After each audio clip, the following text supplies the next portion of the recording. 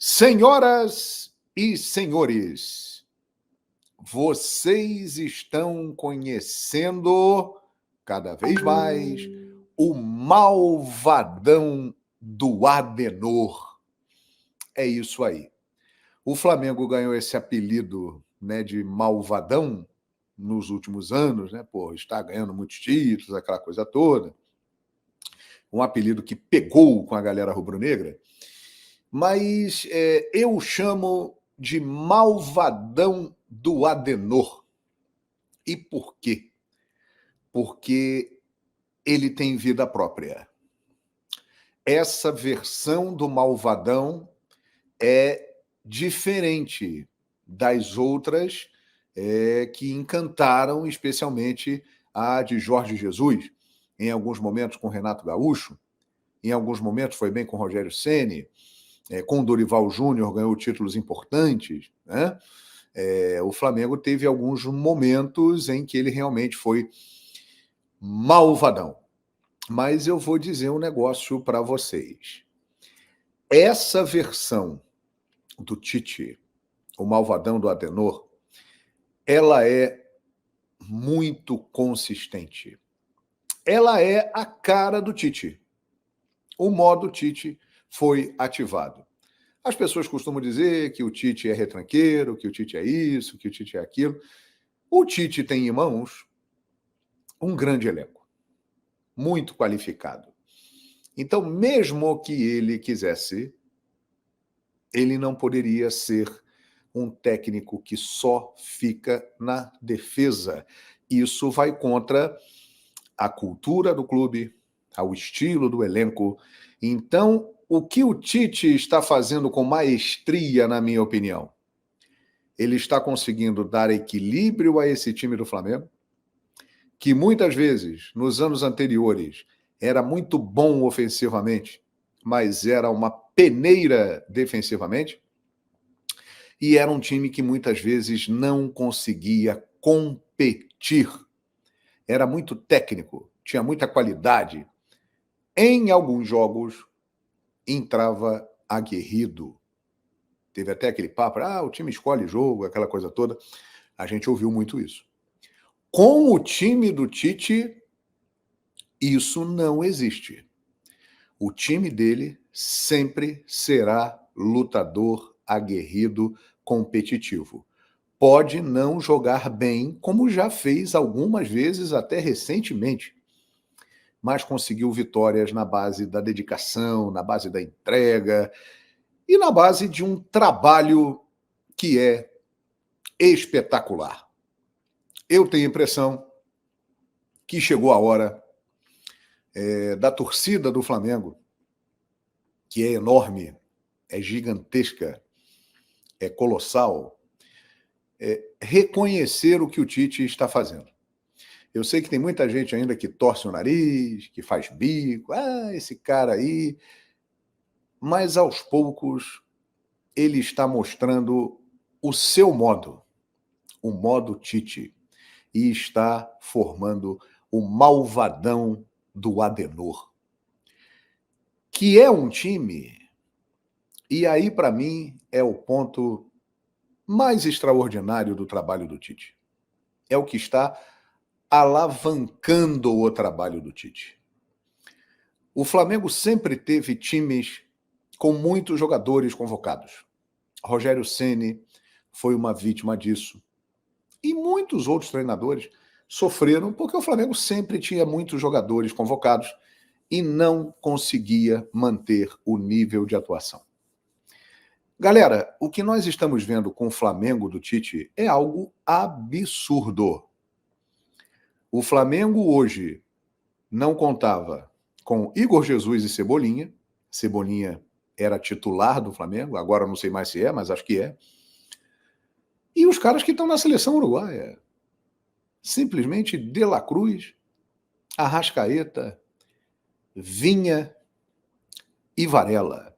O Flamengo hoje, ele se deu ao luxo de poupar o melhor atacante brasileiro da atualidade, Pedro. Não é o Pedro? Quem é? É o Pedro, o melhor atacante brasileiro da atualidade. Ele foi poupado. Ele ficou no banco de reservas. Entrou um rapaz que veio do Nova Iguaçu, que ainda visivelmente está assustado pelo fato de jogar no Flamengo, embora ele tenha sido revelado pelo Corinthians, mas ele está um pouco assustado. E mesmo assim, dentro das suas condições, ele colaborou. Ele fez gol.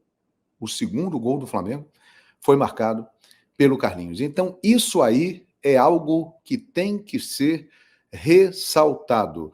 Ah, o elenco do Flamengo é muito bom, mas em outras vezes também já era muito bom, e quando os jogadores saíram e se machucaram, o time despencou de produção. E com o Tite, isso não acontece. Isso é extraordinário, minha gente. E eu vi outro dia uma entrevista do Vinha, após a vitória da seleção uruguaia no último jogo na Copa América, e o Vinha falando, pô, a gente está aqui acompanhando os jogos do Flamengo e está vendo que o pessoal lá está brilhando, está deixando o time na liderança, o time está correndo, o time está muito bem, parabéns para o grupo. Os caras já ficam de olho, porque o recado que está sendo passado com esta campanha do Flamengo é algo muito sério para dentro do vestiário. Claro que o Arrascaeta, o De La Cruz, são jogadores titulares do Flamengo, com muita qualidade. Mas eles estão vendo o seguinte, pô, o time está indo bem sem a gente, hein? Está se mantendo na liderança do Campeonato Brasileiro. Porra, meteu 4-2 no Atlético dentro de Belo Horizonte e poderia ter sido mais. O Atlético foi ajudado pela arbitragem porque o pênalti no Pulgar aconteceu da mesma maneira que aconteceu o pênalti do Alan no Vargas. Lances muito parecidos. Tem essa situação de tocou primeiro na bola e depois no jogador. Mas aconteceu a falta dentro da área. É pênalti. Foi pênalti do Alan no Pulgar e foi pênalti do Alan no Vargas e foi pênalti no Pulgar dentro da área. Lances muito parecidos e que não foi marcado. O Flamengo poderia ter vencido demais o Atlético Mineiro.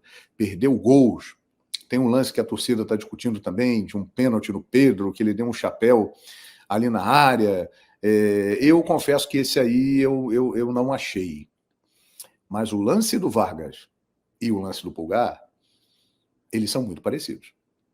Então, se um pênalti foi marcado para o Atlético, o outro lance também teria que ser marcado para o Flamengo. E o Flamengo poderia ter vencido demais o Atlético Mineiro. Então, galera, o Galo, que está muito mal, que eu achava que era um time que ia brigar pelo título brasileiro, junto com o Flamengo, com o Palmeiras, o Atlético tem que agradecer aos céus, agradecer aos santos, a quem tem devoção, porque o Atlético poderia ter perdido demais.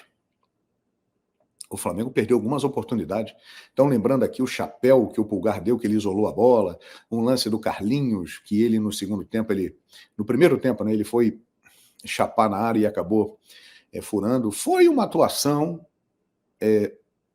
incrível do Flamengo, dominante, né? O Atlético, no início do jogo, até 1-0, teve a bola, mas o Flamengo do Tite, o malvadão do Adenor, tem essa característica também. Ele dá a bola para o adversário. Não é um time que fica muito com a bola, mas ele marca, ele fecha os espaços e cria dificuldades para o adversário entrar.